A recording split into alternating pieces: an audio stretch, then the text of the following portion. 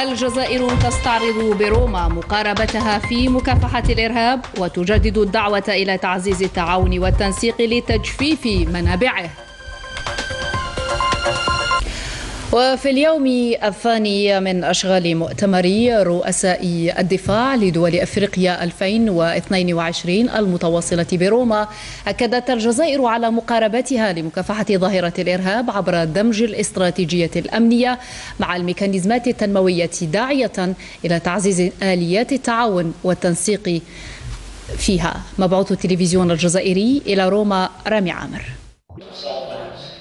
مشاركة الجزائر في مؤتمر رؤساء الدفاع 2022 الذي تنظمه الأفريكوم بالعاصمة الإيطالية روما ارتكزت على التأكيد بأن محاربة الإرهاب في إفريقيا أضحت تستوجب رؤية متكاملة تستند إلى التنسيق المحكم بين الدول الإفريقية من جهة، وإلى معارضة التدخل الخارجي في شؤون الدول من جهة أخرى.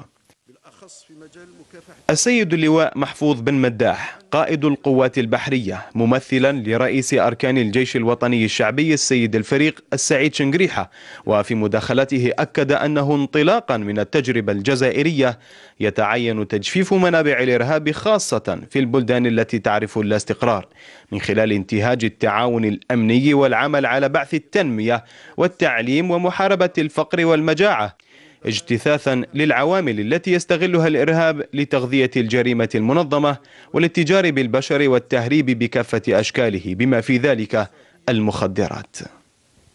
تعاني إفريقيا في الواقع من ويلات الإرهاب وتجارة الأسلحة والمخدرات والاتجار بالبشر وجرائم أخرى منظمة عابرة الحدود، يضاف إليها التغيرات المناخية المتسمة بفترات مناخية قاسية وتوترات ناتجة عن ندرة المياه ومخاطر المجاعة والتدفق غير المسبوق للمهاجرين المرتبط باللا أمن.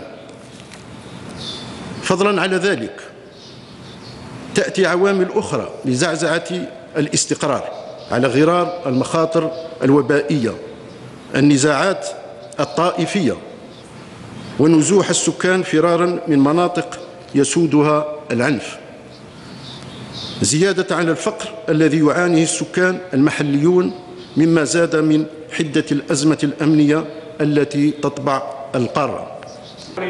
في وقت يزداد فيه اليقين بأن التدخلات الخارجية في شؤون الدول لا سيما في قضايا الصراع ومحاربة الإرهاب لا تزيد الوضع إلا تعقيدا، تبرز المقاربة الجزائرية الداعية لتعزيز التعاون والتنسيق الجاد لتجفيف منابع الإرهاب، وهي المقاربة التي تستند إلى محاور ثلاث: السلم والأمن والتنمية. رامي عامر، مبعوث التلفزيون الجزائري إلى العاصمة الإيطالية روما.